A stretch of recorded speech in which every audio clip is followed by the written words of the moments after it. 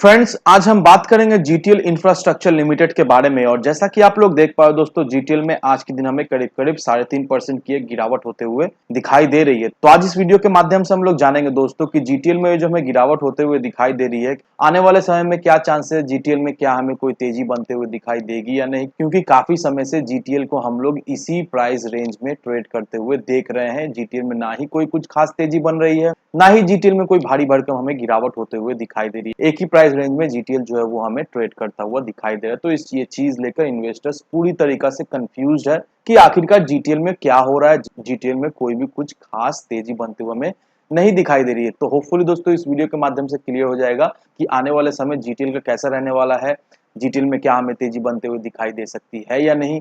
साथ ही साथ दोस्तों बहुत ही अच्छी अच्छी अपडेट सामने निकल कर आई है और उस अपडेट से आने वाले समय में नो डाउट जीटीएल में हमें एक अच्छी खासी मूवमेंट पकड़ता हुआ दिखाई दे सकता है। तो वो क्या अपडेट है, उस अपडेट से जीटीएल को किस तरह से बेनिफिट मिलेगा आने वाले समय में, तो इन सारी चीजों को एक एक करके हम लोग डिस्कस करेंगे इस वीडियो के माध्यम से। तो मेक श्योर दोस्तों वीडियो को स्किप ना कर कर पूरा देखो, ताकि आप चीजों को सही से समझ पाओ और अपनी खुद की इन्वेस्टमेंट डिसीजन ले पाओ। लेकिन दोस्तों मेरी आपसे एक ही रिक्वेस्ट रहेगी कि चैनल को सब्सक्राइब और वीडियो को जरूर से लाइक कर देना, ताकि आपको इस तरह की अपडेट्स रेगुलर बेसिस पर मिलती रहे। तो चलिए फ्रेंड्स वीडियो को स्टार्ट करते हैं। तो सबसे पहले अगर इसके पिछले 5 दिनों के परफॉर्मेंस को देखेंगे दोस्तों, एक ही चीज हमें कॉमन दिखाई दे रहा है कि जीटीएल एक ही प्राइस रेंज में हमें घूमता हुआ दिखाई दे रहा है। एक महीने का भी परफॉर्मेंस देखोगे दोस्तों, काफी शॉकिंग परफॉर्मेंस है जीटीएल का। एक महीने का ही परफॉर्मेंस हमें सेम दिखाई दे रहा है। कोई भी कुछ खास चेंजेस हमें जीटीएल में बनते हुए नहीं दिखाई दे रही है। एक ही प्राइस रेंज के बीच में जीटीएल हमें 1-1.5 महीना से घूमता हुआ दिखाई दे रहा है। तो इस चीज को लेकर इन्वेस्टर्स पूरी तरीके से कंफ्यूज्ड है।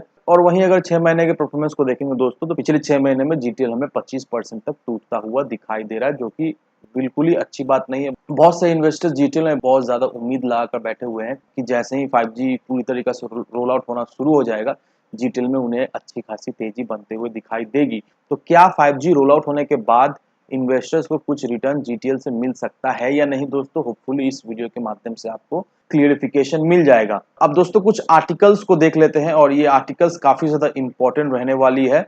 अब यहाँ पर इस आर्टिकल में देखो दोस्तों, यहाँ पर टेलीकॉम सेक्टर का जो एजीआर है उसमें हमें 6.77% तक क्वार्टर ऑन क्वार्टर बेसिस में एक बढ़ोतरी होते हुए दिखाई दे रही है।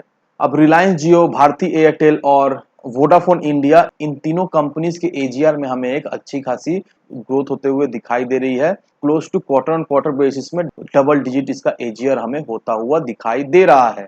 अभी एजीआर में हमें जो बढ़ोतरी होते हुए दिखाई दे रही है दोस्तों, किस वजह से बढ़ोतरी होते हुए दिखाई दे रही है?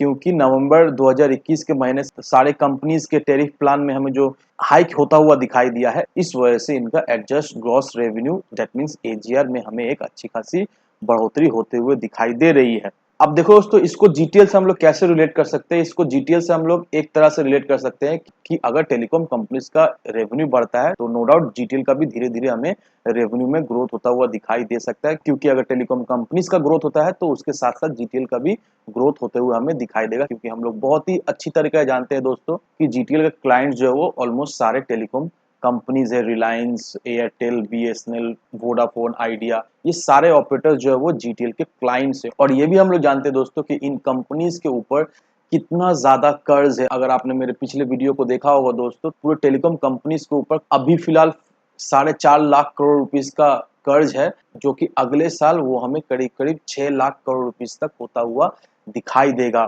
तो जिस तरह का कर्ज है इन सारे कंपनीज के ऊपर, ये कंपनीज को तो नो डाउट अपना कर्ज उतारना ही पड़ेगा। और ये सेक्टर में अच्छा खासा पैसा भी लगता है। तो इससे क्या होता है दोस्तों, इससे जीटीएल जैसे छोटे कंपनीज को बहुत ज्यादा ही प्रॉब्लम होता है। क्योंकि बड़े बड़े कंपनी जो है वो इन छोटे कंपनीज के पेमेंट्स कभी कभी अटका देते हैं, या फिर कुछ भी इश्यू हो जाता है। इसके वजह से इन छोटे कंपनीज के रेवेन्यू में हमें इफेक्ट पड़ता हुआ दिखाई देता है। लेकिन इसी तरह अगर टेलीकॉम कंपनीज के एजीआर में हमें बढ़ोतरी होते हुए दिखाई देगी दोस्तों, नो डाउट आने वाले समय में जीटीएल जैसे स्टॉक को हमें रिलीफ मिलता हुआ तो जरूर से दिखाई देगा ही देगा। और यहाँ पर सरकार ने ठान लिया है कि बीएसएनएल को वो पूरी तरीका से अब रिवाइव करने वाली है। क्योंकि दोस्तों सरकार ने बीएसएनएल के लिए एक रिवाइवल पैकेज का अनाउंसमेंट किया है, मैंने आपको ऑलरेडी बता दिया है।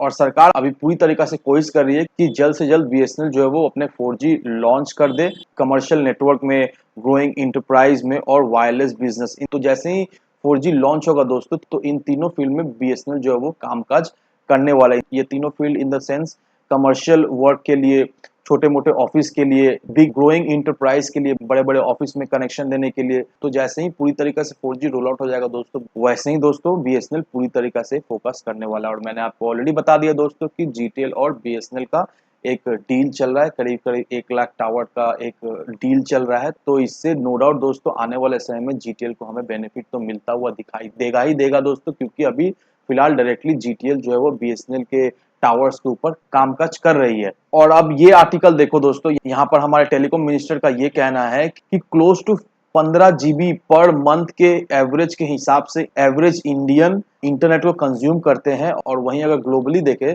तो वो आंकड़ा है 11 GB का। तो हमारे इंडिया में एक एवरेज इंडियन जो मंथली डेटा यूज करता है वो ऑल ओवर ग्लोब से काफी ज्यादा हमें दिखाई दे रहा है। और अश्विनी वैष्णव का ये कहना है कि इसके वजह से टेलीकॉम सेक्टर में नए नए प्लेयर्स के आने की काफी ज्यादा स्कोप हमें बढ़ता हुआ दिखाई देता है। और हमारे इंडिया में ऑलमोस्ट 1 बिलियन से भी ज्यादा यूजर्स है जो कि डेली बेसिस में ये इंटरनेट सेवा यूज करते हैं, और इससे काफी ज्यादा अपॉर्चुनिटी हमें आता हुआ दिखाई दे रहा है। अब अश्वनी वैष्णव का ये भी कहना है कि गवर्नमेंट अभी प्लान कर रही है एक नया लीगल फ्रेमवर्क पर टेलीकॉम सेक्टर के लिए, क्योंकि जो अभी टेलीकॉम सेक्टर का जो लॉ चल रहा है वो हमें 1885 में इंट्रोड्यूस होता हुआ दिखाई दिया था, और वही लॉ जो है वो अभी चल रहा है। लेकिन अभी गवर्नमेंट जो है वो नए लॉज के ऊपर काम कर रहे हैं, और इस लॉ के आने के बाद से दोस्तों टेलीकॉम सेक्टर में हमें एक नया इवोल्यूशन होता हुआ दिखाई देगा, नए नए प्लेयर्स भी आते हुए हमें दिखाई देंगे। टेलीकॉम सेक्टर से रिलेटेड जो भी प्रॉब्लम है वो भी हमें रिजॉल्व होता हुआ दिखाई देगा, और इंडिया में टेलीकॉम सेक्टर का बिजनेस भी हमें बढ़ता हुआ दिखाई देगा। और टेलीकॉम मिनिस्टर का ये भी कहना है कि आने वाले समय में क्लोज टू 1.5 बिलियन के करीब हमें इन्वेस्टमेंट आता हुआ दिखाई देगा ओवर द नेक्स्ट 3 इयर्स के अंदर टेलीकॉम सेक्टर में। तो आप देख लो दोस्तों, ये तीनों आर्टिकल मैंने आपको दिखाया, और ये तीनों आर्टिकल देखकर हम लोग ये क्लियरली समझ पा रहे हैं दोस्तों कि नो डाउट आने वाले समय जो है वो टेलीकॉम सेक्टर का ही होने वाला है। जिस तरह से पावर सेक्टर में हमें एक अच्छी खासी तेजी बनते हुए दिखाई दी, जिन्होंने भी पावर सेक्टर में इन्वेस्ट करके रखा था उन्हें देखा है तो एक अच्छा खासा रिटर्न मिला। उसी तरह से आने वाले समय में अगर हम लोग टेलीकॉम सेक्टर के स्टॉक में इन्वेस्ट करके रखते हैं दोस्तों, नो डाउट आने वाले समय में ये सारे स्टॉक से हमें एक अच्छा खासा रिटर्न तो जरूर से मिलेगा ही मिलेगा। और रही बात GTL की दोस्तों, एक चीज का आपको ध्यान रखना है दोस्तों कि नो डाउट GTL एक पेनी स्टॉक है, हम लोग सभी अच्छी तरीके से जानते हैं। लेकिन बात यह है कि GTL एक हाई रिस्क स्टॉक भी, उसका फंडामेंटल्स काफी ज्यादा वीक है। और ये वीक फंडामेंटल देख के दोस्तों हम यही कह सकते हैं कि नो डाउट GTL में तो हमें रिटर्न मिलेगा अगर हम लोग GTL में इन्वेस्ट करके रखें, लेकिन दोस्तों हमें एक लिमिटेड अमाउंट, एक लिमिटेड क्वांटिटी में ही GTL में इन्वेस्ट करना है। और भी बहुत सारे स्टॉक है दोस्तों टेलीकॉम सेक्टर के ही, हो सके तो उन स्टॉक में इन्वेस्ट करें, GTL में अपना पूरा पैसा नहीं लगाकर। क्योंकि दोस्तों GTL में उतना ही इन्वेस्ट करें जितना आप सह सके, कि अगर आपको इतना लॉस हो तो आपको कोई भी फर्क ना पड़े, उतना ही GTL में इन्वेस्ट करें। और सावधानी से इन्वेस्ट करें दोस्तों। बहुत सारे ऐसे लोग हैं जिन्होंने GTL में बहुत ज्यादा ही पैसा लगा कर रखा है, एक उम्मीद से कि उन्हें एक अच्छा खासा रिटर्न मिलेगा। लेकिन दोस्तों अभी GTL जिस तरह से चल रहा है दोस्तों, शॉर्ट टर्म में तो ये होना नामुमकिन है। और लॉन्ग टर्म के नजरिए से देखें दोस्तों तो लॉन्ग टर्म में मिनिमम आपको 4 से 5 साल का टाइम फ्रेम लेकर चलना है, तभी आपको मे बी GTL में एक बड़ी तेजी बनते हुए दिखाई देगी। लेकिन अभी GTL में कोई भी बड़ी तेजी बनने का संभावना या फिर कोई भी स्कोप हमें नहीं दिखाई दे रहा है। तो इन सारे फैक्टर को कंसिडर करो, उसके बाद ही अपना एक इन्वेस्टमेंट डिसीजन लो। लेकिन दोस्तों मेरी आपसे एक ही विनती रहेगी कि विदाउट एनी डिटेल रिसर्च के बिना कहीं पर भी इन्वेस्टमेंट ना करें। वीडियो अगर आपको पसंद आए तो लाइक सब्सक्राइब जरूर करना। तो चलिए फ्रेंड्स, मिलते हैं हम अगले वीडियो में।